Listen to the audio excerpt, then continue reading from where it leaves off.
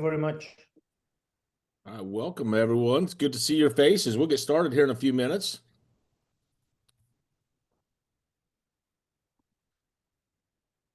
I think we're scheduled to talk today for what, 3 hours? Is that what we're scheduled for today?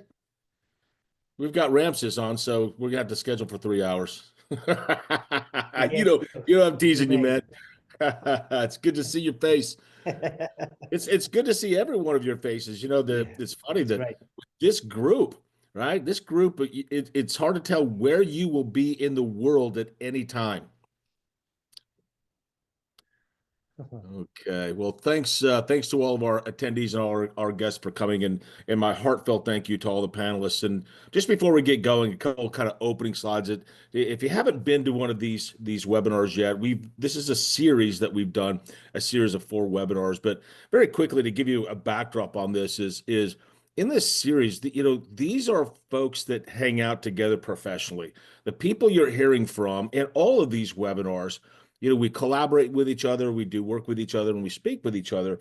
And what we wanted to do is have an opportunity just to have one of those conversations that we might have at a coffee shop in Barcelona or in Switzerland or in Turkey, right? And so we thought it would be nice for some folks to listen in and be able to ask a few questions as we're talking about some of these expert areas. But I also want to let you know, not only are these folks colleagues of mine, but they become very good friends as well. Now, I would encourage for anybody who wants to be connected to any one of these folks on the webinars, out on the registration page where you registered for this webinar, all of their contact information is there for you, and feel free to reach out to any one of them directly as you see fit. All right. So just a little bit on the webinar series. We had to look at all these faces, right? This is great. And what was really nice is we couldn't put 20 people on a single webinar. So what we wanted to do is make sure that we picked those ones that these experts have a unique skill in. So I think that'd be kind of a cool kind of thing. So anyway, so on this webinar right here, what we're talking about is AI and emerging technologies. If you think about the emergence of how we got here. Our first webinar, we talked about digital trust, and we jumped into frameworks, right? And we kind of moved into the cybersecurity space, the zero trust space. And one of the questions that always comes up is, of course, high velocity technology, right? The digital transformation, the AIs, the things like that. So we wanted to at least get a chance to tell you a little bit about that in this one. Okay. All right. So what we're talking about on this panel, like I said, this is emerging technologies. Feel free if you have any questions to ask out there. We may or may not be able to get to all those questions, but here's who you're talking to today. Mark Thomas is my name. I'm talking to you from Phoenix, Arizona. We have Rolf. Rolf, I assume you're home in Sweden, correct? Not in Sweden. I'm still in Switzerland, Switzerland, but it's, Switzerland. this is my Just office. It's actually a real picture, so we're not talking it any. doesn't look like Sweden. Oh, it's not Swedish.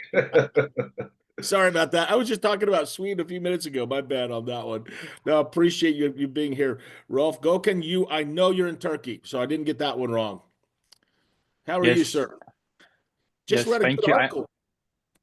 Yes, I am from Istanbul, Turkey, and thank you for this opportunity to connect with Isaka community, and thank you for also commenting on my last article about digital trust for Web3. Yeah, just read your article. In fact, you keep an eye out on LinkedIn because I'm getting ready to repost it after a little bit later on this morning. It was good stuff. I liked it. Ramses, now, Ramses, I think everybody here knows you, and probably everybody on the attendees know that you're around the world. I'm glad we could pin you down for an hour and a half this morning. Where are you sitting? Are you back home in Barcelona?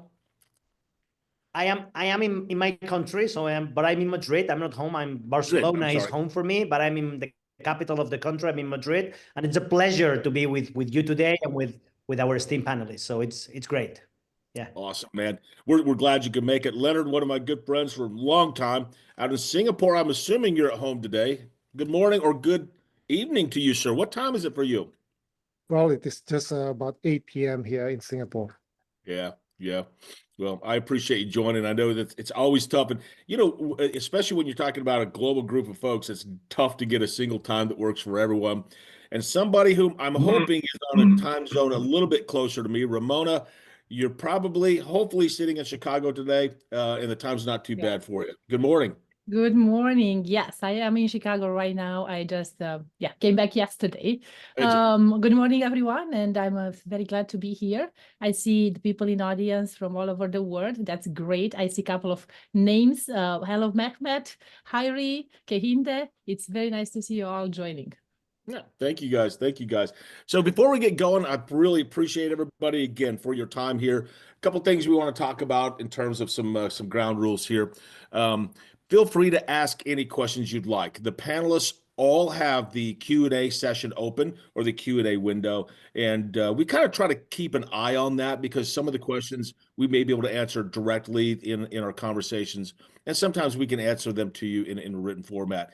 If you have a question that's specific for a panelist, put their name on the question so we know kind of who you'd like to hear from for the answer on that one. So we may not get to every question, and I will tell you this, we are not sending an email out afterwards saying, here are the questions we didn't get to. There may be some follow-ups later on, and obviously you can reach out to any one of the panelists directly if you'd like. 1.5 hours goes pretty quick.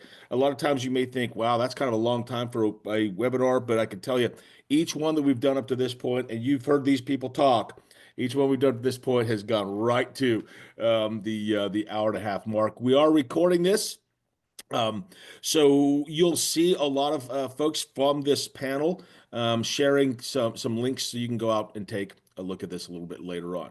I want to share this with you all before we get started. And this is a question that I'm throwing out there. Rolf and I have had a discussion on this. Goken's jumped in on this a little bit. Is the idea of bots, right? I was on a call, not too long back. It was a webinar, and I got all these messages that said bots. So you have all these AI things, and I was really worried because it's okay if they're taking notes, but I've kind of moved to this whole idea: no badge, no bot. I don't know. What do you guys think about that? No bots on this one. Would you agree? All right. So we'll move on there real quick. All right. So let's get started here. So what we've done is broken up a series of questions here. And for everybody on the panel, I'm going to throw the first question at a person, right? Hoping you can kind of kick this off, and then we'll open it up for everybody. So I say we get right into this thing. And so technology, right? It's building or breaking digital trust. So let's start big picture here, okay? In the big picture, as we look at today's digital landscape, there are some current technologies that have been in place for a while, and techniques. There's some emerging technologies we're having, and soon to be in our environment.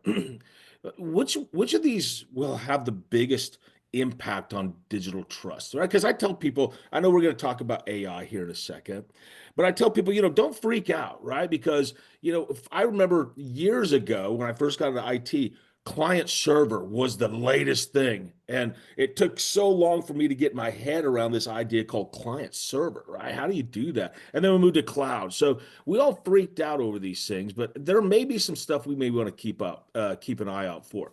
So anyway, my point is this. Hey, what are some things we need to keep an eye out on technology-wise that could affect digital trust? Leonard, you've got a lot of work in this space. If you don't mind, if we kick this off with you. Sure, thanks, Mark. So I work in healthcare, and just wanted to give a bit of prelude. I think trust is nothing new to the healthcare sector. It all begins with a patient giving the trust to the doctors, and the doctors will be able to treat them well and get them well. But we have seen a lot of changes recently, right? From doctors writing their prescriptions or medical records on the paper. Now they've moved to electronic medical records. And then even in Singapore, for example, we have a national electronic health record. So wherever you go to your nearest doctor, and if your nearest doctor is not available, you go to different doctors in the country, all your medical records can be seen and can be viewed by other doctors. And it takes a lot of trust in order to enable that level of sharing medical record within the country. And within the same sector, we have seen how, let's say your diagnostic, when you take an X-ray, in the past we printed the film, people will bring the physical X-ray to different doctors, hospitals, everything now is digitized. when you take MRI or CT scan, no longer that those data is burned into a CD. Everything is put on the internet and is get access through computer systems. And then the evolution comes into robotic surgery, right? I mean, we increase that trust to allow the doctors and the surgeon to operate assisted by the robotics. And that's, again, the expansion of that trust. Now, Mark mentioned about the latest and greatest, right? And what is that? It will be the AI in the healthcare sector. And for example, we know that healthcare is getting more expensive. There's the limitations of valuable resources of the doctors or the nurses. So how do we deploy AI in the sector, right? So for example, if someone got an X-ray, instead of having a radiologist to look at the X-ray, you will feed that into an AI system, and then that will help the radiologist and the doctors to get a second reading. So there are many ways that your AI and technologies are being deployed into what we call the healthcare of the future, and that will drive down the cost, hopefully, or manage the cost down and provide a better healthcare for everybody. And the second part of that question that is along the slide that we had here is about break or make the digital trust. And here's the conundrum, right? We want it to be innovative, where we want to be able to trust the technology, but the trust is very precious in our sector, because once you get it wrong, right, and either Somebody could be harmed, right? Yeah. Worse, it could be fatal, right? And that's where innovation, everything gets slows down. So it's really we have to be a bit careful. At the same time, we don't want to stifle any innovation, and that's, I think, a perfect example where technology is testing the digital trust, and we have to keep that digital trust the best we can. Otherwise, it will just stop us from doing what we want to do the best. Yeah, so I think it's incredible, and I'll let you go here in a second. So when it's healthcare, when I think about AI and I think about what new technologies can do, I think about healthcare, right? Let's face it, this is not a face of a young person, right? And the fact is, right, the actuarial table say, as the older I get, the likelihood of me getting injured, get ill, right, they go up. I mean, that's a fact of life. And I like the fact that there are technologies that if we tune these right, and they will help me possibly live a healthier life. I love it. I love your healthcare perspective. Anyway, keep going. I didn't mean to cut you off. No, I think I'd like to share the time with everyone else. I'm just saying that I always say to my colleagues, because we are doing AI and a lot of innovation at a speed that we've never seen before, but I always tell my colleagues, please take care of that trust, because if you move too fast and you break the trust, it will slow you down significantly. So I'd rather we move slightly slower, but the trust is always kept. And of course, there are ethical and so on consideration. But probably I'd like to share this with the time with all my other panelists to give their perspective as well. Actually, Leonard, thank you very much. I was taking notes when you were speaking, and the healthcare perspective is great. And I especially also like the slide that we are seeing, tech that builds or breaks. Let me change a little bit the verbs, if I may, Mark, and the rest of my esteemed panelists. We expect that from you. No, but technology that helps privacy, helps digital trust. We are living an epoch that we require, facial recognition, biometrics, blockchain, and those emerging technologies. I think that they help, but some of them, so unfortunately, they hurt privacy. So I'm playing with the verbs here, but while they help into the technologies that we have to nurture, in terms of, again, privacy and digital trust and creating the right connections, providing assurance, so they help digital trust.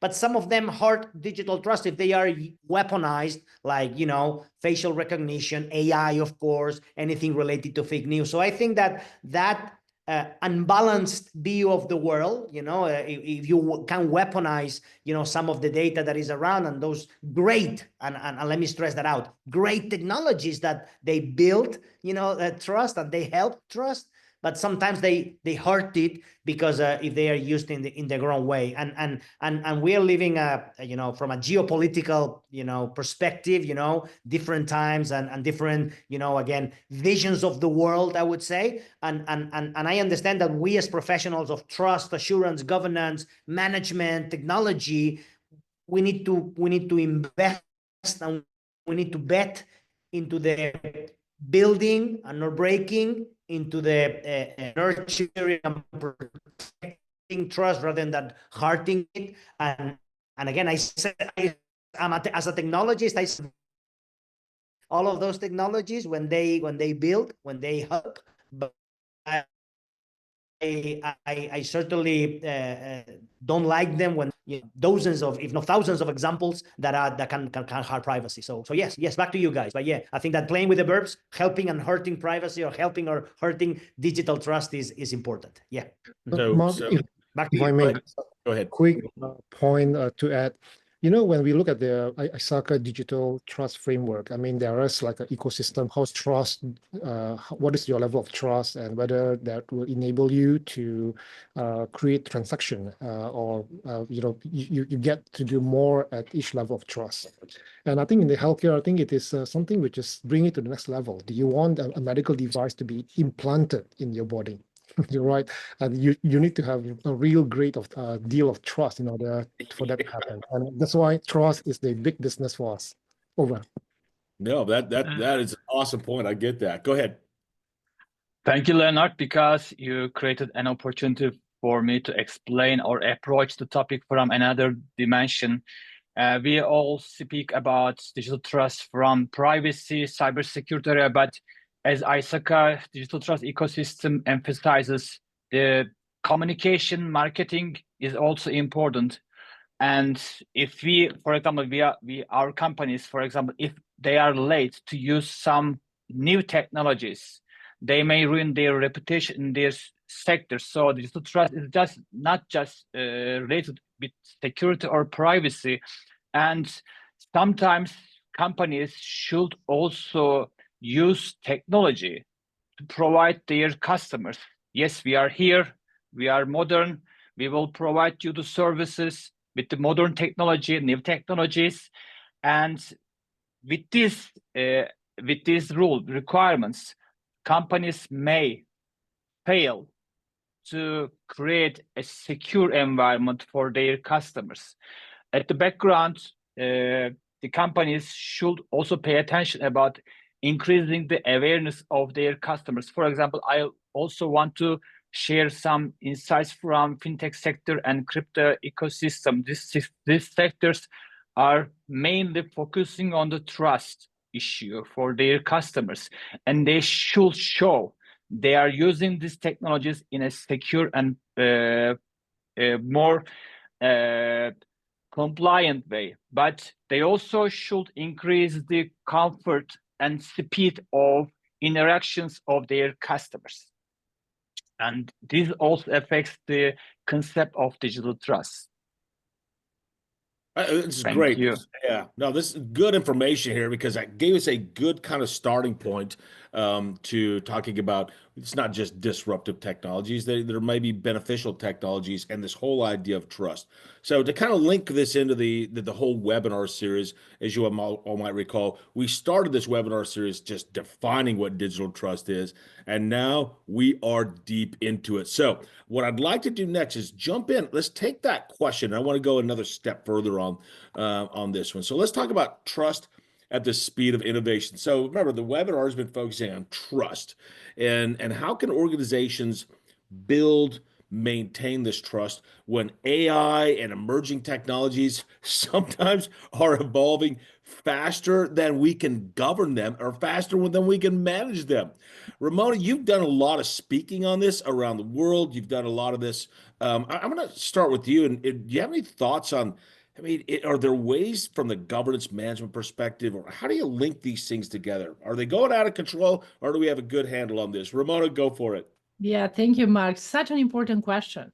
And one I think a lot of organizations are grappling with right now. So I'm going to touch on 3 key elements here to build and maintain digital trust in these conditions, right? That is to be intentional, to be agile, and value-driven. So first, we need to shift our focus to be intentional. to have a more agile governance. Now, traditional frameworks, they have their value. Sometimes, we find them a little bit slow or rigid, right?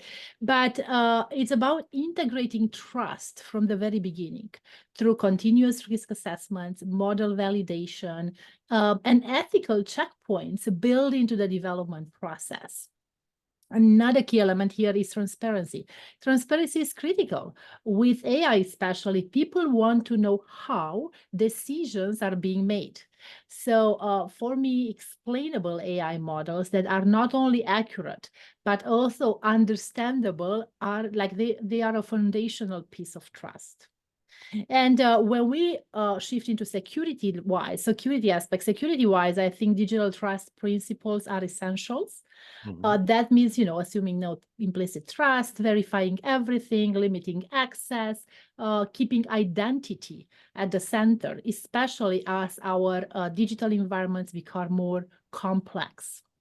And let's don't forget continuous monitoring, right? So trust is not one-time achievement. It has been earned and reinforced. It has to be earned and reinforced constantly with real-time data, with feedback loops, that will adapt as technology evolves.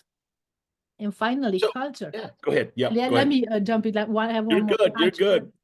Culture matters as much as technology. I know it was mentioned in your previous webinars, but building a culture of digital ethics, right? Accountability, transparency, where leadership models the right behavior is about, is absolutely essential to sustaining trust. Yeah, go ahead. Yeah, no, it makes total sense. I want to make sure because I'm always looking for quotable quotes out of this stuff, right? So there were 3 areas that you were talking about right now. What were those 3 areas again? Yeah, be intentional, be agile, and be value-driven. Intentional, agile, and value-driven. Those are the ones that I picked for the limited time we have here. I love it. No, that's great. That's great. I just wanted, you guys can see that, right? My handwriting is not very good. It looks like I'm drawing with crayons. But yeah, I got to turn my head a little bit to understand that. That sounds good. Hey, so Leonard, kind of back to some of the things you were talking about earlier, and then we get some other folks in on this. So Leonard, do you have a kind of a follow-up on that from some of the stuff that you might have been talking about earlier? Yeah, well, I think that the 3 point that Ramona has shared, I think is great. And I just wanted to probably add one more factor, and that is the collaborations. Because sometimes we see that there are a lot of innovation happening at different pockets of the company or organizations. They may be doing the same thing, right? Or even if they're doing different things, then they may not play by the same guardrails. So I think what we found out is that it's great to have guardrails. Sometimes we provide the platform where people can innovate together, and within that platform, there are certain guardrails to make sure people don't make obvious mistakes, or just make sure that the risk is being managed. So people innovate, but they are within the safe boundaries that keep the trust at a certain level. No, that makes total sense. And I've got some messages in the back end for anybody who's watched some of our other webinars. We've got one of our panelists from one of the other webinars would like to jump in and kind of give 2 cents. Ed, are you there? I'm going to give you 30 seconds to a minute to jump in if you don't mind.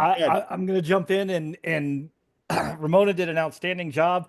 I'm going to play off of one of the things she'd mentioned regarding culture. And when it comes to digital trust is more about culture than controls, right? We want to understand that it's about the behaviors. We want to make sure that we're acting ethically. Trust by design initiatives need to be taken into account. One of the key takeaways that I would have on this one, and Ramona, you teed it up perfectly for me, is as we are developing this culture around digital trust, regulation, if we're going to wait on regulation to catch up with us, it's going to stifle innovation, and we're not going to wait around necessarily. So we want to make sure we build trust into every product, every service that we have. It totally makes sense. I'm glad you jumped in. This is why I love this group of folks, right? We've got panelists that are in other things, because you talked in our last webinar about zero trust architecture, which has a huge connection to what kind of you were making that link back in there. I like that a lot. Okay. Hey, Rolf, let's jump to you. Are you out there? I'm here. I'm here. Yeah, this is great, and thanks, Ramona, for introducing this. I love the three key points, and someone just mentioned the ethics of innovation. So I suppose from where I sit and from practice, there's often also a perhaps more societal dimension to the adoption of innovative and trusted new technologies, emerging things, as in, back in 1915, I think, bit over 100 years ago. I wasn't alive back then, Rolf. No, So but the German emperor said something like, the automobile is a transient phenomenon which will disappear by itself. I believe in the horse. He said that. I believe in the horse. So now we know what it looks like on the roads out there. But it does, to my mind, also take a societal perspective to understand how we can, at the same time, challenge societies with new technologies, with innovation, with moving forward, but at the same time not lose people and leave them behind because we're moving too fast. And then us, the experts around this table, think that this is a great idea. And then there is a certain resistance to change. There is a certain reluctance to adopt new things. And if you go looking ahead to the next few questions, if you go into the AI space, there's often either a type of even resentment or there is a kind of uncertainty, insecurity around that. And I suppose that should be factored into the equation of how do we speed up innovation and maintain trust at the same time. you got it. I mean, that makes total sense. So we've got some other folks out there who probably dying to say something, but I'm going to go, Ken. I'm going to put you up front.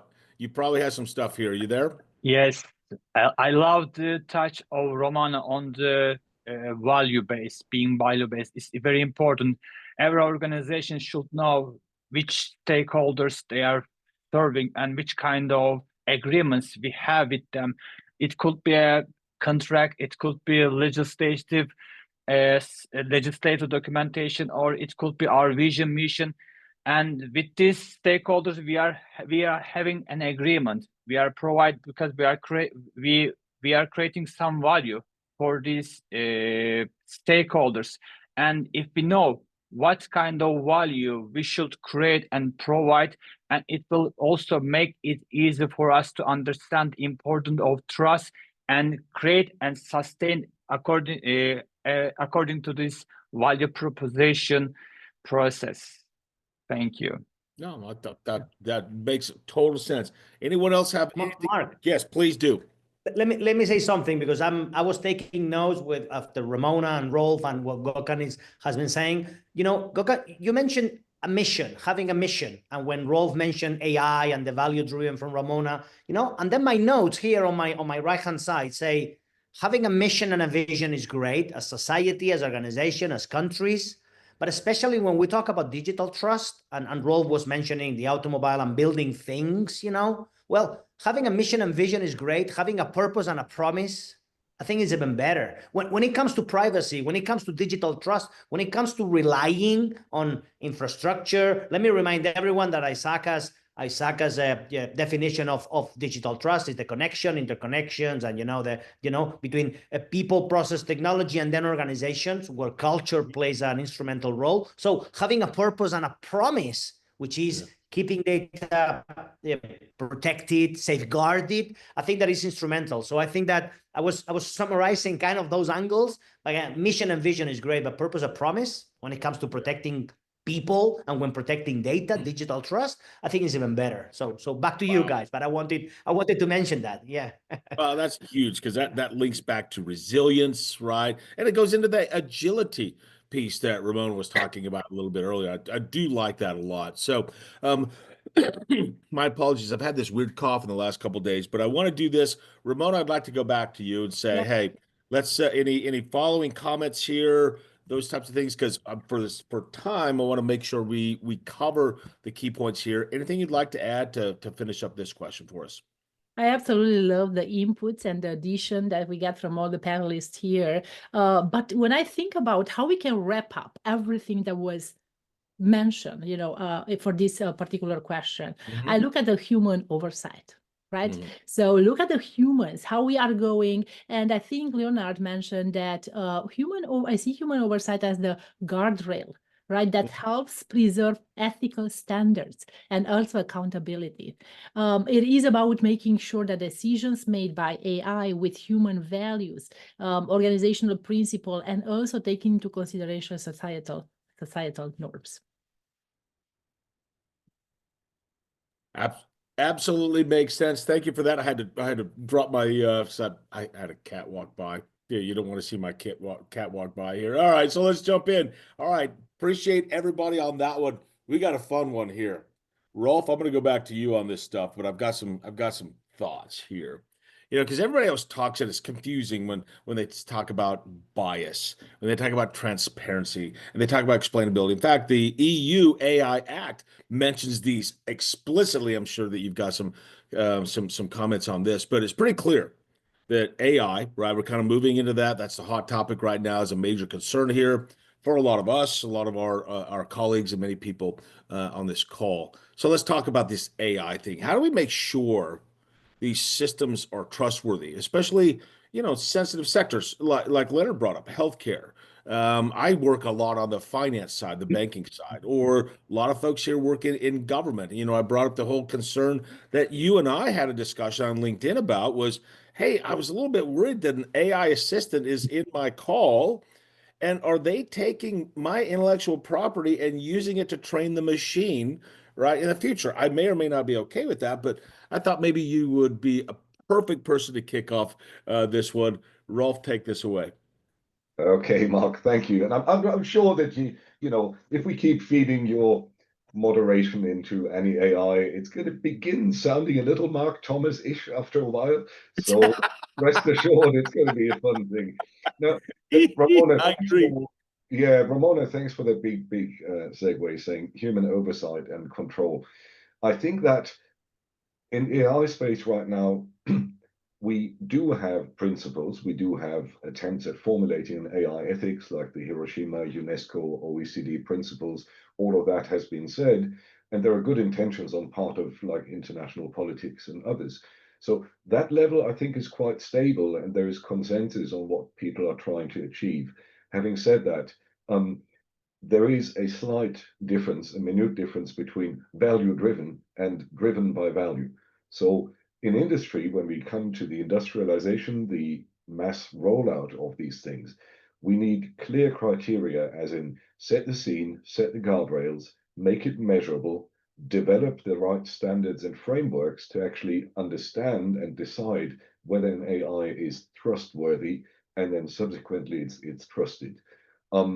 And that depends on several factors. You know, an AI may be trustworthy, the engine, but is it actually trusted? No. If I trained it to be a little criminal, then it's probably trustworthy as such. Yeah. But in use, it is not trusted anymore. And just to give an overview very quickly, we do have, apart from our ISACA digital trust ecosystem framework, we do have other collateral. We have things like ISO 24028. I'm going to post this, don't worry about it, which explicitly addresses AI trustworthiness and tries to measure that, bring in KPIs, key risk indicators, and other measures. So again, the journey has started, but I think that in critical sectors, we need to look at human oversight, various codes of conduct, and various other sort of guiding principles that should show us a sense of direction. We then have to fill that in one level further down. We really need hard measurements. We need artifacts of trust. We need frameworks that address this. So, you know, there's the NIST AI RMF, which is another one that is being used right now that people are talking about and applying to various things. So, Mark, it's interesting. You mentioned the financial sector. Little apart from their health that people are more worried about than their money. So literally, this is something where we really have to be careful, very cautious, so we do not fall into the trap that we saw and experienced with certain cryptocurrencies and other ventures that made the whole crypto scene, at least for a while, somewhat untrustworthy and untrusted. I'm living near the Swiss crypto valley around the corner in Zug, and you saw that people were really experiencing trouble because a few black sheep were ruining the reputation and the trust for the whole sector. So we need to avoid that in future. We should learn from that experience. And like I said earlier, trust as such, or trustworthiness to the experts, does not necessarily mean trustworthiness to the general public and the societies that are supposed to adopt the innovation and adopt the AI. So give you and actually, Rolf, yeah, absolutely. And if I may add something, you mentioned some documents that are very relevant in terms of trustworthy AI and other things. But let me remind everyone, our esteemed attendees, that the book has been written.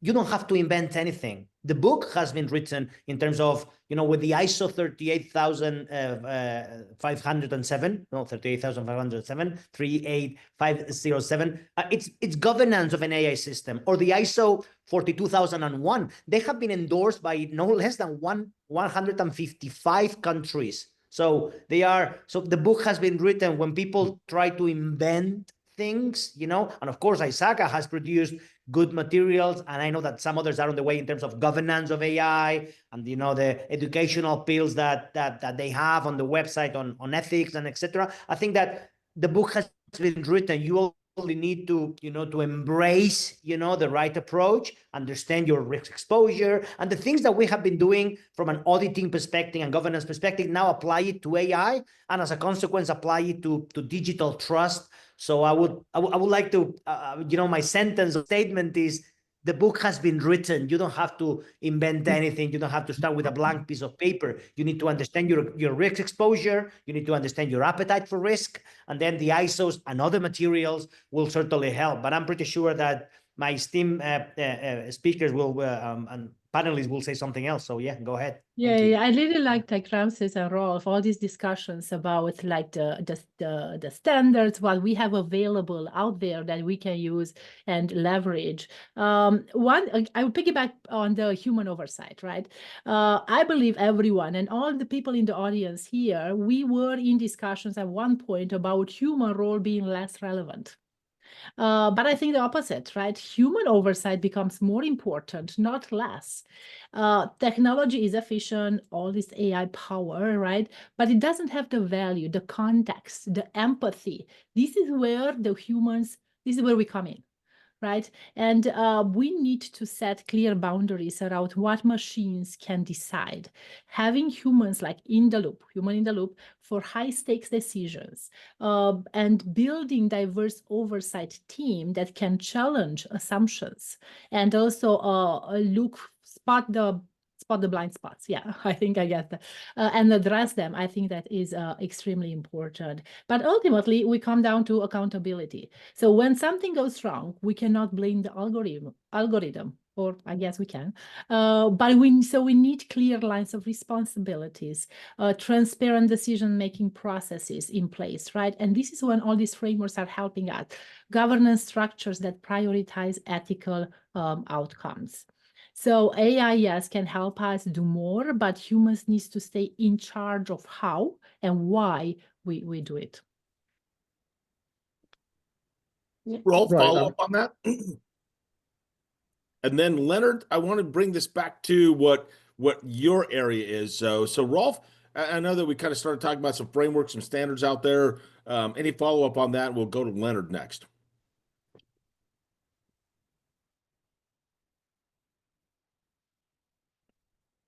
Are you there, Rolf? I think Rolf's there.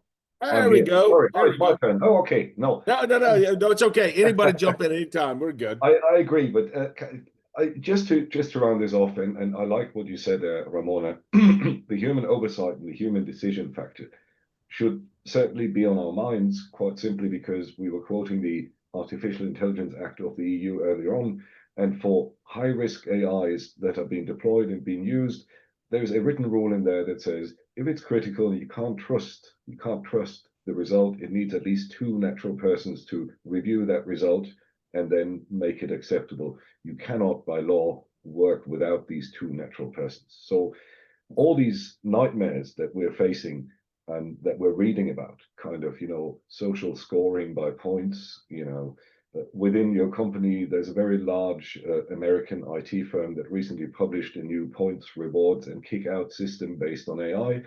That name shall be, well, let's go. And anyway, but these kind of things should indeed be hardwired into the law as subject to human supervision, human decision making. So humans, and this is a point I would like to note down, so humans cannot abdicate and opt out of responsibility, just saying the system decided that you are being fired, I'm so sorry. We must prevent that. Otherwise, driven by value will probably lead to catastrophic consequences as people are hiding behind, faceless decision-making engines. I don't want that to happen in my lifetime. I don't know how you feel about it, but that would be my key message of the day. Yeah.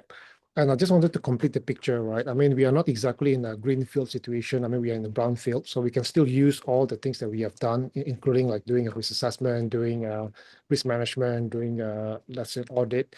But I just wanted to highlight 2 points. The first point is that there are a lot of, we're trying to build a competency around the world with a global workforce. And just to mention, ISACA has come up with an AI audit, for example, and hopefully that will help us to be able to audit AI systems and be able to secure them, right? Second part is that in Singapore, there is this a new initiative called AI Verify Foundation. So if you are keen to look at it, it's called AI Verify Foundation.sg.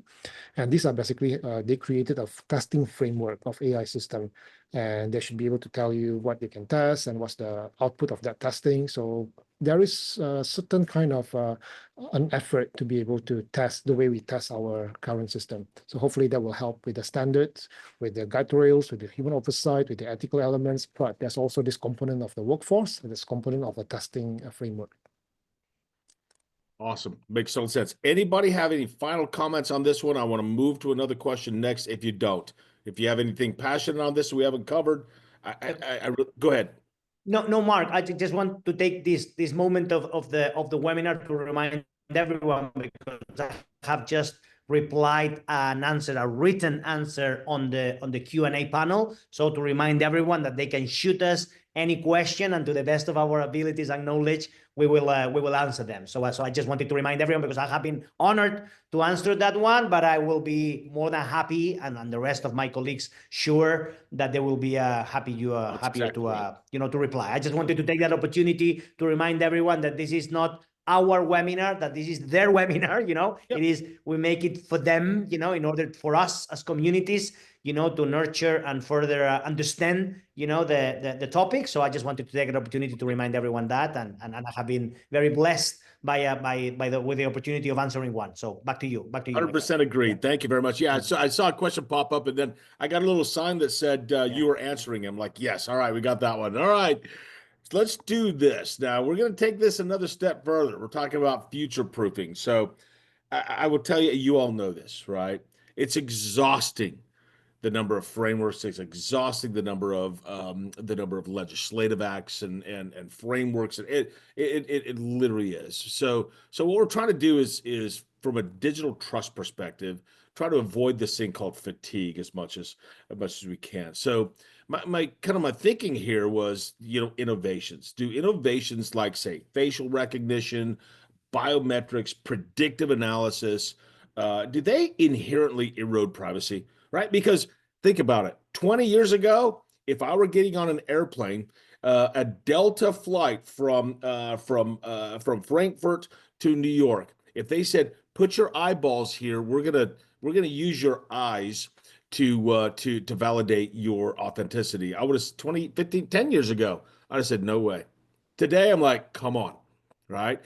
So are we eroding that? Or are we just becoming a little more used to the fact that a lot of things about us, you know what, in the future world, we're just going to have to give up a little bit. I don't know, right? So I thought maybe this was from a consumer perspective. Are we getting weary about trusting technology and just saying, you know what, I can't avoid it? So I don't know. I want to bring this up. Go, Ken, you travel the world. You do a lot of those kinds of things, and you might have kind of a nice kickoff point for us. If you don't mind, what are your thoughts here on this one? Thank you, Mark. It's a good question. This is a topic we encounter daily basis, especially in the financial space, including crypto ecosystem. As you know, I also try to increase the awareness in digital trust in this ecosystem, because this is where the new technology is quickly adopted and new business models are created with the help of these technologies. And so expectations are high and the trust is very fragile. Technologies like facial recognition, biometrics, and predictive analytics aren't inherently harmful to privacy, but when deployed without transparency, clear purpose, and user control, they can quickly become trust liabilities. And in environments like crypto ecosystem, where users are already cautious and regulators are tightening the rules, there is a risk we simply can't afford. At the center of this landscape, I want to also remind Financial Action Task Force, FATF. It is the most influential global body and shaping AML and CFT standards. The facial recognition onboarding processes and the requirements are very strict. And FATF gave us the travel rule, mandating that financial institutions and virtual asset service providers collect and share sender and recipient information for cross-border transaction. That was extended to crypto sector recommendation 16th. And according to FDAT, we have some rules to obey. Otherwise, this may cause for the financial sector big problems.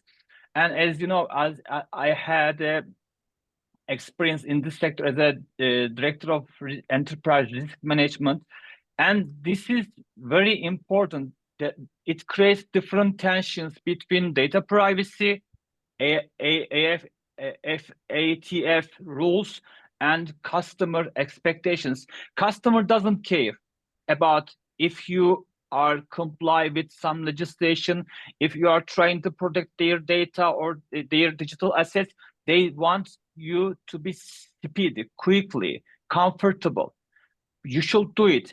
And legislation also enforces you to obey these rules. This creates a tension. Another tension comes from data privacy topic, as you mentioned, because this time you're collecting lots of data to obey FATF rules for KYC, AML, know your customers, travel rule, but GDPR enforce us to data minimization. This creates another tension. And for the companies using these new technologies should need an orchestration, because this tension cannot be controlled by the human. And I guess AI, because AI is now hype technology, can help us in this regard. Now we are seeing lots of AI supported face recognition technologies, KYC, AML technologies, all AI supported, or data protection, data privacy technologies, all AI supported. Otherwise, it will be not easy for us to control, to orchestrate, and create a trusted environment for our clients. We are collecting lots of data, and this data also increase the likelihood of data privacy failures. And I want, maybe we can also discuss about this tension, GDPR, I mean data protection rules, AML, KYC rules, and customer expectations. Any follow-ups on that one? That's really great information. Anybody have any follow-ups there? I do, actually, if I may. So great points made about the tensions between KYC, sometimes the AML, and all the various regulations that are, should we call them, old school in banking, finance, insurance. Now, let me take a step back on the predictive, because even now as we speak, it's much worse than that. So let's stay with banking for a moment and talk about mortgages. So your credit rating nowadays will be assessed by an AI that looks at where you live, which ethnic group you belong to, although they don't admit to that, which is your standard credit history. But then based on various other predictive factors, they might say that Mark Thomas, because he's living in the wrong neighborhood, you know, he just doesn't get that mortgage, you know, or based on your driving stats that the car, unbeknownst to you, sends to some data broker or to the insurance firm who sends it to a data broker. Suddenly you find yourself like an individual the other day mentioned on LinkedIn, look, because I did a few rounds on a circuit off the normal roads with my sports car, the data was sent to the insurer and they said, no way, he's not going to get an insurance policy for this type of driving. And all of that, if you take it as a view on things, will not create and foster trust. It will create prejudice. It will create unfounded prejudice because maybe our assumptions in using predictive engines, our assumptions are wrong. So let me take this back 100 or almost 150 years again. Here was a guy called Cesare Lombroso, and the Lombroso theory was that based on the shape of the head, biological, measuring the head and taking all of that, you could detect whether someone was evil or a criminal or someone was normal and good. So the Lombroso theory was around for a long time.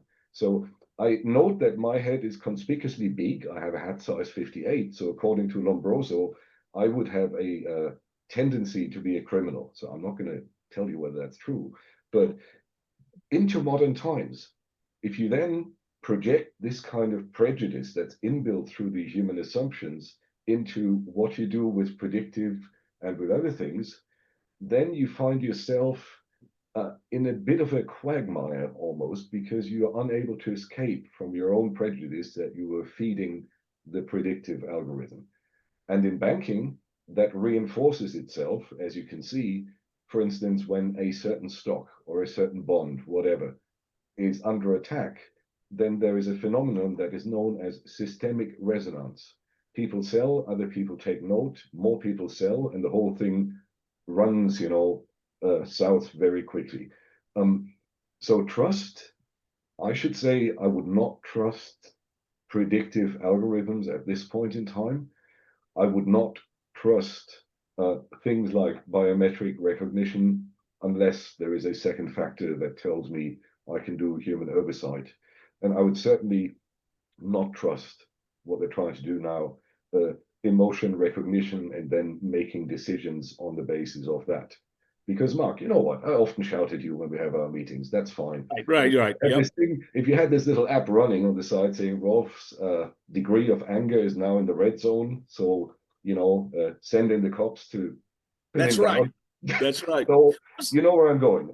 I do. What was the movie? It was several years ago. It was Tom Cruise, where they predicted using AI whether somebody would be a criminal, so they would arrest them before they did any Minority crime. Report. Trivial question. Minority Report. Yeah, that was it. It was ahead of its time, wasn't it? And that was probably 15 years ago, I'm guessing. Wow. And actually, I love it because the idea, and I know it's a little bit philosophical, but you know, it was ahead of the time. There was something called pre-crime.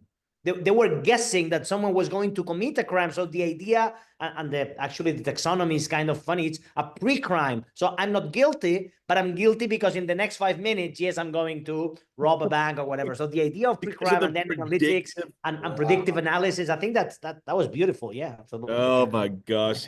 Definitely. You know what? When we were growing up, when we were kids, that was sci-fi. Today, it's becoming normal, right? And so and that was kind of my whole idea here is are we just becoming numb to this, right? So you know you all have heard me say the story about my mom. My late mother, didn't own a credit card. If she needed cash, she would go to the bank still and write a check, and she did nothing technology wise. And even when I said, let's set you up with some automated payments, she's like, no. She wants to write the check and put a stamp on it and send it in. And you would have never convinced my mother otherwise, right?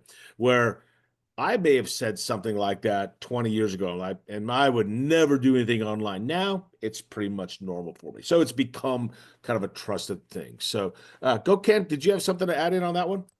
Yeah, thanks to Ramses. He reminded me something about KYC ML technologies. And Ramses, it is true for this crime scene, in the financial crime scene, these technologies also make an analysis according to your data and says, yes, this guy may ruin the rules. This guy may be our next Trojan activity creator, and I guess it is real now.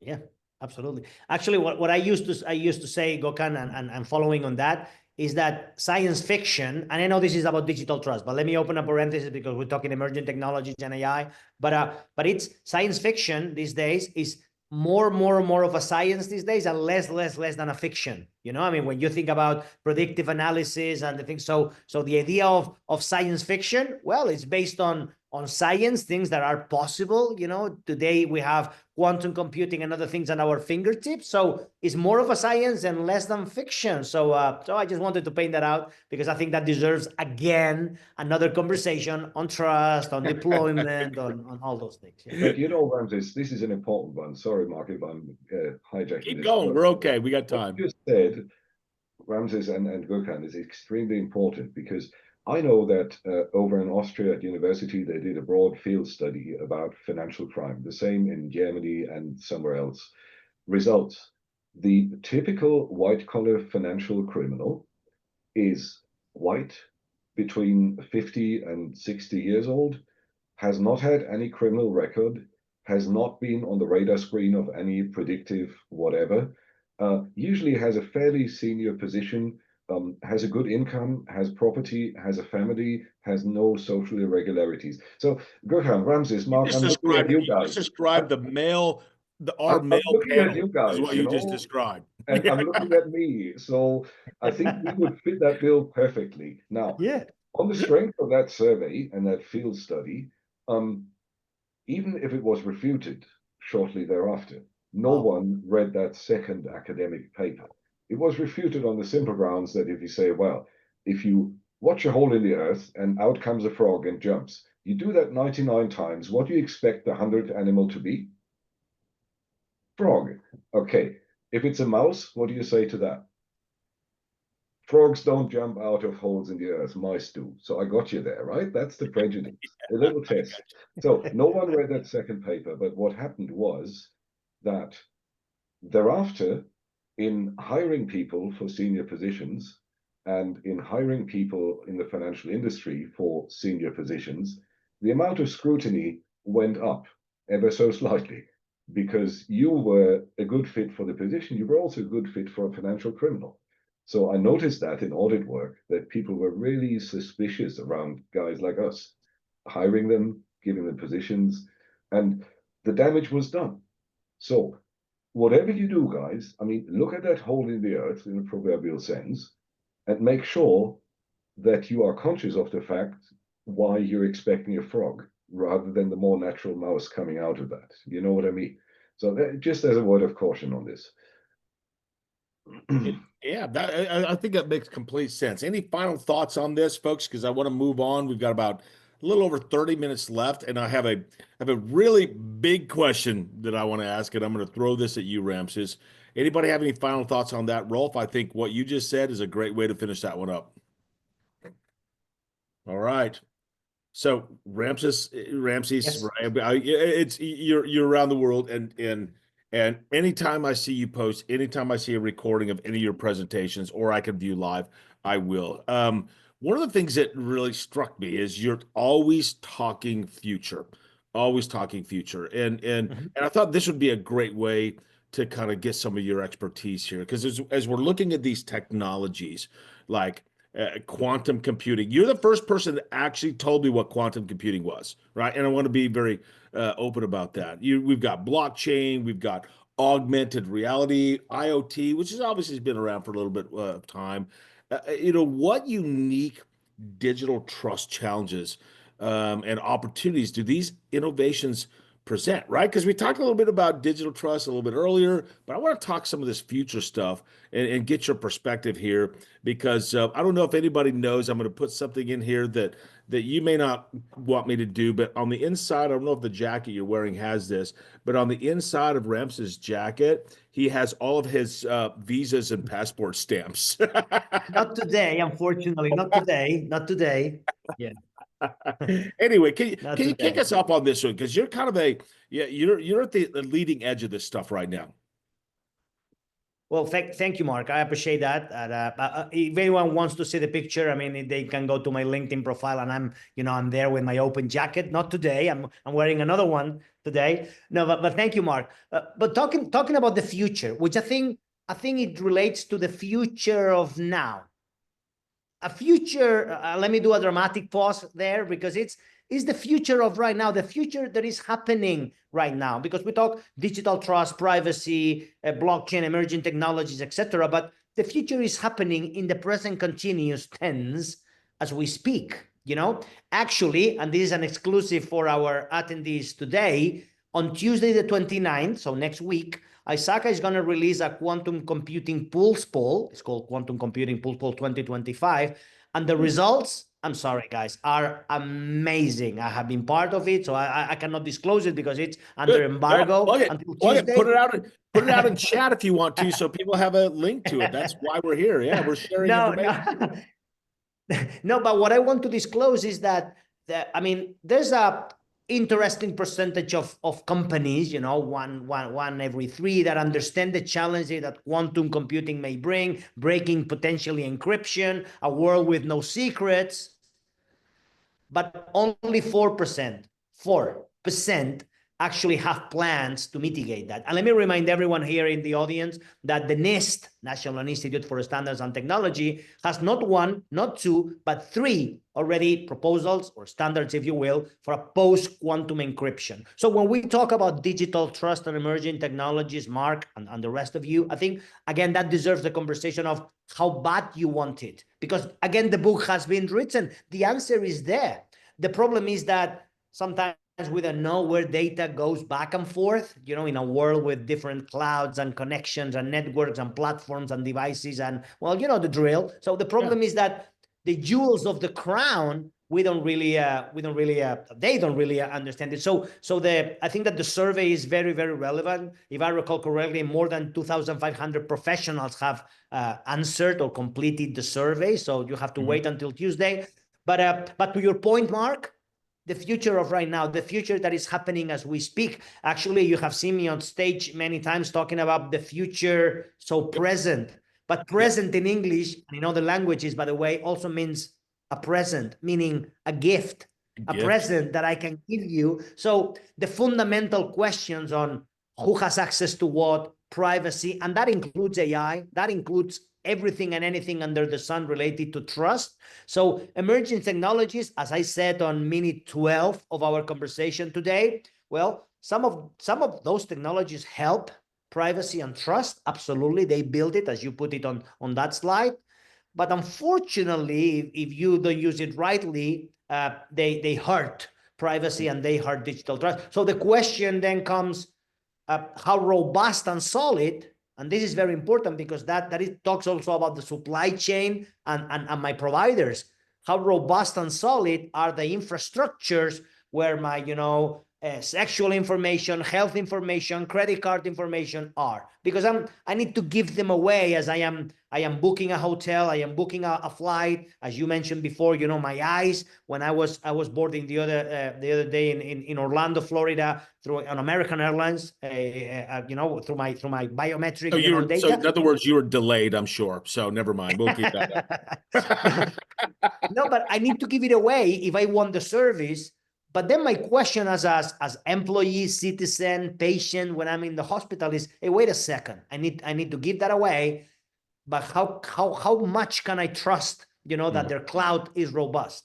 How much can I trust that they are not sharing the information, in plain text, So again, these technologies, of course, we all celebrate them. We need to applaud all those technologies. But the hard questions still remain.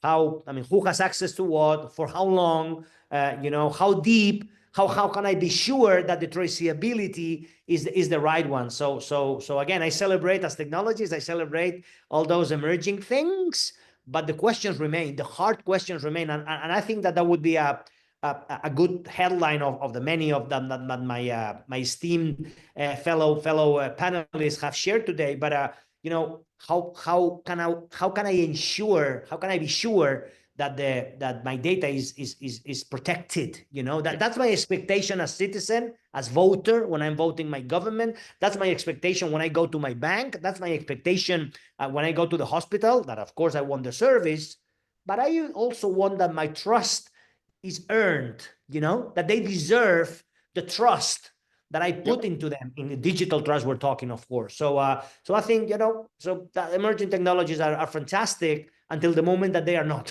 So again, the questions remain, the hard questions remain. Yeah. Yeah, Absolutely. and that was kind of really my thinking here, is like we're freaking out because these new technologies are confusing, right? They're not they're not the technologies of our mothers and fathers, right? Or when we were growing up, and it's almost like, has it become normal to just become desensitized to the newness and say, you know what, you know, there are some risks that I have to deal with, right? Because somebody else holds my data. And I remember my mother when, do you remember when there was a large U.S. credit agency, Equifax? They got, so my mother's credit information was compromised, and she said, you know, she said, I don't use a credit card. I mean, I literally, but I get this message from a credit agency who I never gave them permission to keep my financial information, but now I'm at the mercy of their technology and I don't want it. I'm like, Mom, sometimes you have to trust somebody, not because you want to, because you have to. And you may have to do things personally from your personal security hygiene perspective to increase your trust on that. It's really difficult. Yeah. And with like quantum coming up, my gosh, that would blow your mind. That blows your mind on those pieces. So Absolutely. hey, Absolutely. Rolf, you want to jump in on this one? Just a message from the field, you know, when you talk in healthcare and the, you know, patient data and very sensitive things, a little anecdotal evidence. The other day, in some European countries, they introduced the electronic patient file for the first time. 2 weeks later, it was already hacked. So the level of government involved would say, well, but now that we've introduced this, we would like patients to use this more or less exclusively, and you have to actively opt out. Otherwise, we will assume your consent, and therefore we shall use it. As we're the government, you know, we're not under the GDPR anyway, so we're government institutions and agencies. So result, firstly, you've got millions of citizens, a large number of citizens actively opting out, saying, I'm not going to use it. You can't make me use it. The state says, well, but you really ought to use it because it's kind of now the law and what the government wants. And, oh, yeah, we're working on the bugs and the hacking, but, you know, later. Okay, does that create trust? I contend it does not. It conveys a sense of deep distrust into your political representatives if they act like that. And I guess the same goes with all the other next wave technologies. And here's the thing, Ramses, you said the book has been written. I will add to that, the law has been written, and it has a very powerful concept in there that you should take home. RFM, reasonably foreseeable misuse. Yeah. So if you deploy these things under the premise of reasonably foreseeable misuse, you will be liable. And as you know, for all of these predictive things, that can be a price tag of 30 Sorry for the slides. or They went crazy. 70% of your annual turnover. So this is pretty expensive. And this, I guess, is a very good way of talking about next wave, saying, if you cannot shoulder the burden, if you cannot take the responsibility for reasonably foreseeable misuse, then you better don't touch it. Otherwise, you end up like the governments with the electronic patient file. And then it's broken. It's no longer viable. Yeah. Just my 2 cents worth. And I want to add my last point. And trust is not just, you know, I think an ethical approach, a technical approach. It's also a real competitive advantage for the companies nowadays, asymmetric power. And organizations should create their trust ecosystem with the help of technology, understanding technology, customer expectations, customers' concerns, pain points, and also show that they created this ecosystem almost perfectly.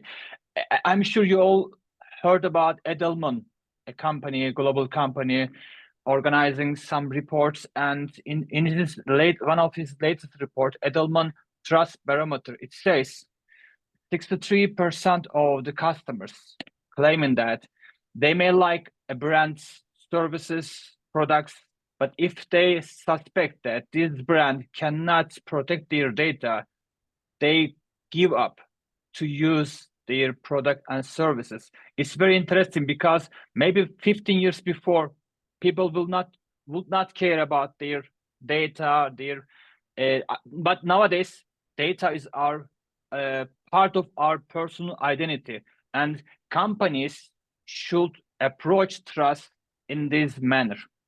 Thank you, Ramses and Rolf, for your explanations. Agreed on that one. So, hey, Ramses, I want to go back because I want to move on. I got another question here that I didn't prepare you all for. So I got a zinger, what I call a zinger for you coming up here. But is there anything you want to do to kind of follow up on some of the opening statements you made before we move on? You mean to me, Mark? Yeah. So if you kind of would close this question up, we'll move on. Anything you want to add? No, let's move on. I mean, in terms of quantum, I mean, I can, I teach around the world, among other things, on quantum, but it is important. Let me remind everyone that the challenges are here, not for tomorrow. So there are a million other things that we need to do on cybersecurity, privacy, assurance, governance, I mean, protecting information, etc. But one of those many angles is starting the conversation, is the understanding where your data is, if you may need, post-quantum cryptography, because that survey that, again, still today it's under embargo, but it will be out on Tuesday. Let me tell you something. Got me the edge of my seat, man. I can't wait till Tuesday. No, but as a takeaway, as a token of appreciation for the panelists and our audience today, Mark, if I may, 63% of the people that were surveyed, 63 is a lot. I mean, are worried about the idea of harvesting now, decrypting in the future. 63, they understand that they may be a nation or someone, cyber criminal organization, that are harvesting the information now, information that is maybe encrypted today with Diffie-Hellman or elliptic curve or another type of encryption, but they know that sooner than later, certainly it's not going to be tomorrow, but it's not going to be in 50 years from today, not 30 years from today, but 7, 9, 10, 15, 12, but soon, the day after tomorrow, they will be able to decrypt that information. 63%, my friend, of the idea of the threat of harvesting now, decrypt sooner than expected. So I think that's very relevant. And that, again, deserves a conversation, deserves a thought, as CISOs, as privacy managers, as governance experts, so back and so forth. Absolutely, my friend. Great way to finish up that one. So here's my surprise. Here's my shocker for you all. I want to talk human oversight. And so, again, you guys knew some of the things we were going to be talking about, but I wanted to finish up with this before I get everybody's kind of final comments here in a little bit. As machines, right, are making more decisions, there's always human oversight in every principle, EU AI Act, right? I mean, there's always this thing that says at some point, human eyeballs still need to be associated with this process, with this task. And we're preserving kind of those ethical standards and accountability here. And we all know, right? The machines can reduce the likelihood of error, right? If we have the tools tuned correctly, right? But because humans make errors, but humans are making more judgments in a lot of cases. So I'm trying to put a lot of complex things together. I want to open this up for anyone. Everybody always says, remember what was the movie with Arnold Schwarzenegger where basically the AI tools took over the world and they realized that humans could remove them, so they wanted to survive, all this stuff, right? I don't mean to get too dramatic here, but I want to talk about just human oversight. I'm truly interested in everyone's opinion here, and how we might be able to jump into this one. Anyone, I'm opening it up. I have nobody that I'd like to point at first. Anybody jump in, please.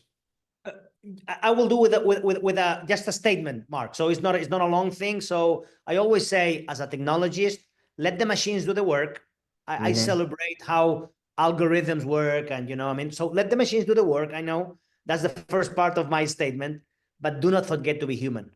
Don't forget to be human. I mean, trust or do not trust, up to you, but always verify. That's what we say in our conferences. But again, let's celebrate that technology and algorithms, they work, they amplify, and they give us some good benefits in terms of computer science and data crunching, etc. But do not forget to be human. So that human oversight that you're mentioning, and the ISOs that I was mentioning before, on governance and management of AI systems, do not forget to be human. I would like to open, or at least that human oversight. I mean, it's humans at the end of the day. Again, we have to celebrate technology, but do not forget to be humans while we let the machines do the work they know how to do very well, I guess. Yeah. You got it. I agree with you. Anybody else jump in here? This is open mic. Sure, I would love to add to that, saying, as we're with the philosophical, that there are two ways of making sure that human oversight will always be needed to control the system and also contain them. Both of them have been given as mathematical proofs in the last century. One was by Kurt Gödel, an Austrian mathematician, who said, if you ask a complex system the question, why are you here? It will be silent. It will need a human hand to add that last piece of description to tell the system why it exists and why it is here. The other one was by Alan Turing, again, very famous, forefathers of IT, who said, what do you do with a system that's just halted with a blue screen? Yes, you need the human hand to reboot the system. Otherwise, it's going to stay in limbo forever. So with these two powerful theorems, I would always say that yes, the self-empowerment in a Terminator-ish world can be factored in to a certain level and to a certain degree, but there are always points where Turing, like, the system will come into an unforeseen state of being, and then it will halt, it will stop, because it is not human intelligent, it cannot do the trial and error thing. So I think maybe these are comforting thoughts, because these are hard mathematical theorems, there's evidence, and anyone else telling you from the other side of the fence, oh no, these will empower themselves to become more intelligent than humans, whatever, mathematically very unlikely. So you'd have to disprove Gödel and Turing. So Ramses, back to you. Yeah, I actually, I want to add a couple of things here about human oversight, not to repeat myself, because I did touch base earlier today on this topic, but to emphasize the importance of it a little bit more. I think, technology gives us speed, gives us scale, but it doesn't, again, understand the context. It doesn't understand the values and, or empathy. That is, our human role, right? To ensure that these systems reflect human priorities. So we need strong guardrails, clear limits, on what machines can decide, human involvement in high impact choices that will maybe jeopardize your crown jewels, right? And diverse perspectives to catch what algorithms might miss. In the end, we cannot blame tech, right? We need transparent processes and real accountability. AI, definitely can help us do more and faster, but people must stay in control of the purpose behind it. Anybody else want to add to that? That's a great response. So I'm going to weigh in just for a second here, because one of the things that we hit on is that we've trained AI to reflect us humans, right? Now it's time to make sure that the AI is actually reflecting the best of us. When we talk about digital trust, in my opinion, and what we talk about here in some of the groups that I'm involved in, is when it comes to digital trust, technology doesn't erode the trust. It's what we're doing with the technology that results in us losing trust. And with that, I'm going to go back and get more caffeine, because I'm having one of those mornings. No, glad you jumped in. I want to make sure, because we want to be respectful of time. I have one more roundup question I want to ask everybody here in a few minutes, but I want to make sure, because I thought this was a good topic, the human touch in there. Anybody want to add some more pieces here? Because this is a big deal, and we have a lot of things to still research on that part. I would like Mark just to invite our audience and the organizations at large, of course. I mean, to ask those questions on, do you have an AI committee?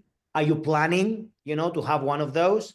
I mean, is it formed by different angles of the business? We remember that we did that with cloud. I mean, a decade ago or 5 years ago or 12 years ago, with the cloud, we were asking the questions on, oh, excuse me, when cloud, which cloud, where cloud, Well, it's not that different when we talk now about AI or digital trust. Well, excuse me, which AI, and that, again, I know this is about digital trust, but we talk about robots and AI, but it's the same. I mean, a committee that is responsible of asking the right questions to the right people at the right time. Which data, which are the sources of the truth, how we can ensure that the trust is guaranteed, Remember that privacy is captured in Article 12 of the Universal Human Rights Declaration, So let's not forget all those things when we embrace and when we applaud the technology, right? So again, do not forget to be human. But back to the topic, and trust as an overarching umbrella. I mean, if I close my eyes and I try to see visually when I am preparing presentations, etc., the overarching umbrella of trust. And remember, connections, platforms, a little chaotic. This is the society that we live in. I mean, our infrastructures are made out of everything under the sun, huge data, the Internet of Things, social media, databases, clouds, but trust as an overarching umbrella. So embracing that and not forgetting to be human, but forming a human committee made out of people, made out of risk officers and developers and infrastructure managers and HR people, because that's what we're talking about here. So again, a committee, a human committee that it takes care and understands the challenges here. Yeah, absolutely. Yeah. On the human piece, it's interesting is I always go back to some of the things that Leonard mentioned when we first kicked this off. Leonard's on the healthcare side, and I know healthcare has done a really, really good job of using AI, using machine learning, and generative platforms. And I read an article that was written by a doctor. This is a couple of years ago now. He was a big fan of AI, big fan of this, of using this machine learning, and he said it was really odd for him. He actually did this study, and he had this generative AI model do an assessment on his health, right? It did his blood, right? Checked everything about that a human would do, okay? In terms of maybe a physical or whatnot. And he said that something was strange when an AI voice, right? It's not a human voice.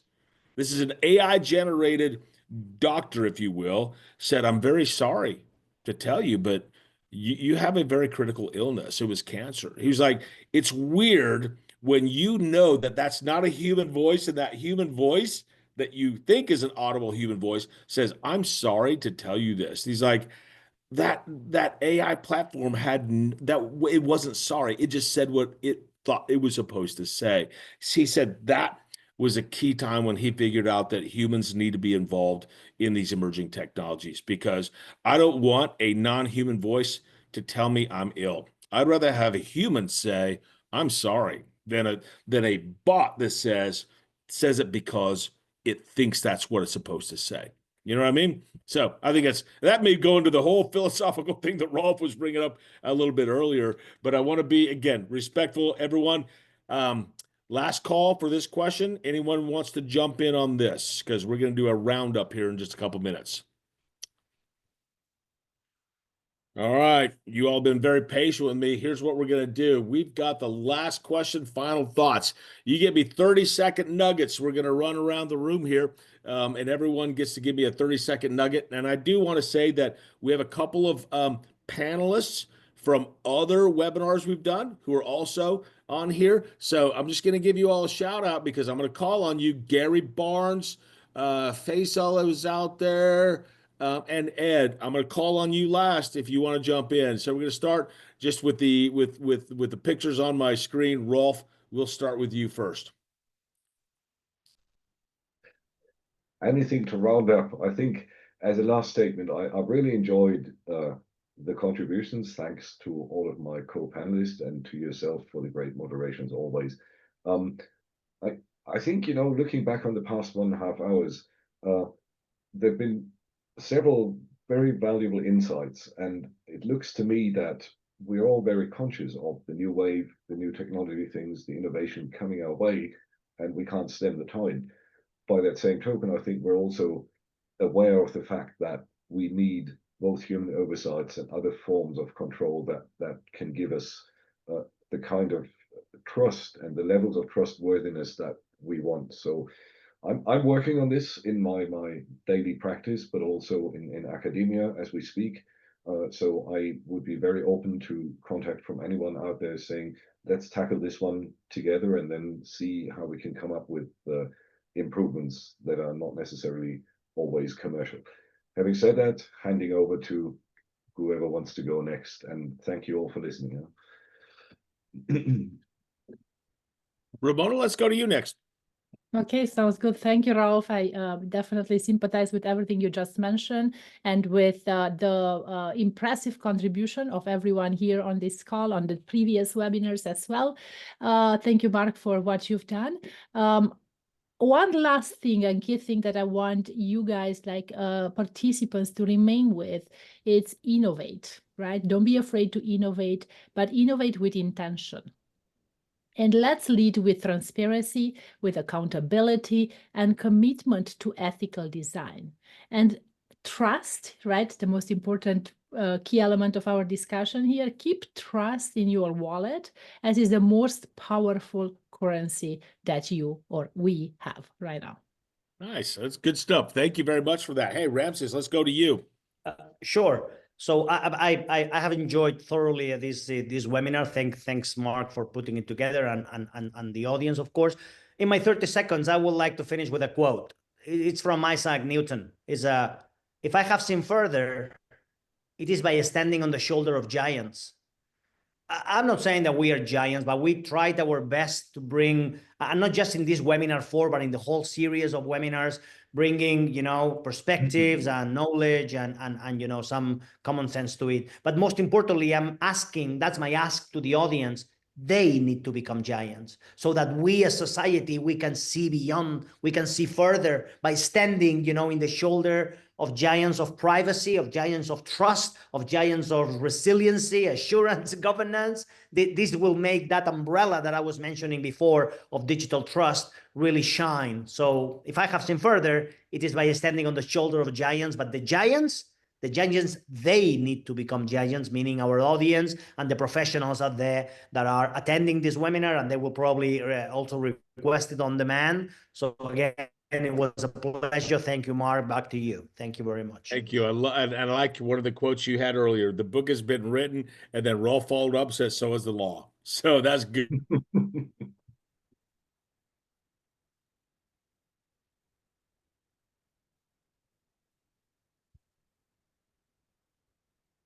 Okay. I think we can go next. Leonard, are you still there? Any Leonard, final what are your thoughts, Leonard? Yeah, as a closing statement. Go ahead. Trying to see whether there we go. Right. Well, I like what Ramona mentioned, right? I think trust is the most valuable currency these days. And I think based on that statement, there is a role that everybody can place, right? If you're innovators, you have to innovate responsibly. If you are a risk professional, try to look at what are the new ways to do a risk management around AI system, for example. If you're assurance professional, try to keep up yourself with ways on how to audit AI systems. So I think back to the point that everybody has a role to play, and this is more like a village. It takes a village to get things done, and definitely we need more good stories than bad stories. You got it. Oh, well, thank you everybody for that. Gökhan, let's finish this up with you. I think I've had some internet problems. Am I coming in spotty? Yeah. Sorry. You're good again. Thank you, Mark, for this organization, because now we can discuss this topic, digital trust topic, with the experts from all over the world. And I have a message for the listeners, our audiences. These people here are creating contents, having speeches on different webinars, events, and the only aim of this is to provide someone our perspective or their perspective of digital trust, to provide you some insight about it. And I guess when I feel when I feel I am in need of help to understand a concept, I directly write to Mark Thomas, Ramses, Rolf, or Ramona. They directly answer my call. I'm sure they are also they are also open to this kind of discussions. So don't hesitate to write us, write me, write the other person, and increase your understanding about trust, because we need it. As we see in AI technology, we should keep human touch and trust emotion, even which technology we use. And thank you for this organization. No, you got it. Thank you very much for that. I appreciate it. So here's one of the things I want to do is we have a couple of panelists that are actually from other webinars we've done, and I want to open it up for them. So Ed, I got to cut you down to 30 seconds or less, but we're going to start with, let's see, we've got 3 of them out there. Who did I say we'd start with next? I think we said Faisal, are you there? Yeah, I'm there. I'm here very much. Can you hear me clearly? Yes, we can. Yes, sir. Yeah, actually, I'm sitting in such an area I cannot open the camera, so I'll just conclude it. Thank you very much for giving us the chance. And really, as we conclude this incredible series, Mark, I want to leave you with a few reflections that we have done over the past 3-4 weeks, rather. So we are undoubtedly living in an era of AI explosion, to be honest. I used to call it AI pandemic, with the way the things are developing on daily basis, new tools are coming up, the things are advancing in such a way that I was reading an article day before yesterday that they were saying that the way that the development is going on, especially in the agentic area, the AI agents, it is unbelievable for many of us. So in this time, digital trust isn't a nice to have. That's what my message is. It's a core requirement. The trust must be earned. That's what many of us have been emphasizing over the 3 weeks or 4 weeks. And that should be through responsible design, transparency in all the areas, including the algorithms and the accountability in the outcomes. Another thing which I would like to, in the end, emphasize is the AI will remain human-centric. It has to be. Just very quickly, I can give you, we lost 348 lives in a Boeing 737 MAX, where the rotor arm, which was giving the indications to the pilot, the nose of the plane on the upside, and it forced, through the algorithm, it forced the plane to go down. And unfortunately, the pilots have no control. That means the human oversight was failed at this way, and the robustness was not there. So similar case happened just in a few days back, that a software concocted a policy which was not there. And then it said this is the violation of that policy. So these things has to be seen by human oversight, so we don't we don't lose more lives, and we meet the freedoms and the rights of the people. And the privacy by design is the main thing which we need to emphasize because of the laws and regulations. Thank you very much for giving me the opportunity again. And it was a pleasure to be with all of you. And inshallah, we will bring more such webinars in the future. Inshallah, it'll be great. Thank you very much. And everybody, I know I went a couple minutes over. Thank you, everybody, for this. Everybody out in the world listening to this, keep an eye out on your social media posts with your favorite professional out here. We're going to be posting the recording out there on a couple of different sites, so you've got that stuff coming out to you. We also may have some other things coming up at some point in the future. One of the things that's come up is maybe a open mic, open studio kind of thing, to where you could actually take your video and we can hear you talk. We'll see. More things to come on that. Ladies and gentlemen, it's been my pleasure and my honor to host these webinars and to be colleagues and friends with some of the top speakers in this space in the world. And I appreciate everybody's kind attention. Thank you so much. And I know that I just went 3 minutes over. Thank you. Thank you, Mark. Thank you, everyone. Have a good one. Bye-bye. Bye.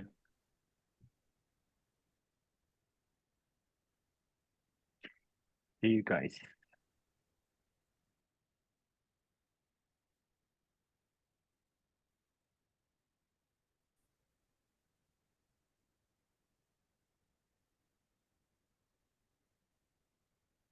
You've got a ITIL class? Still recording.